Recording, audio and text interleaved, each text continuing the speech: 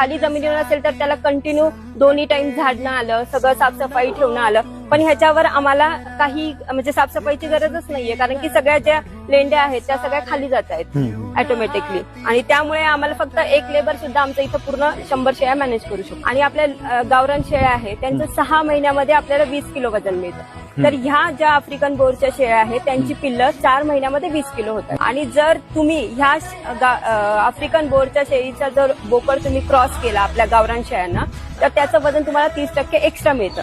यशस्वी होण्याचं प्रमाण किती त्याचं? यशस्वी होण्याचं प्रमाण तर 100%च आहे, कारण की त्याच्यामध्ये जर वजन वाढ मिळते तुम्हाला, तर त्या वजन वाढीचे एक्स्ट्रा पैसे मिळणारच आहे ना सर तुम्हाला.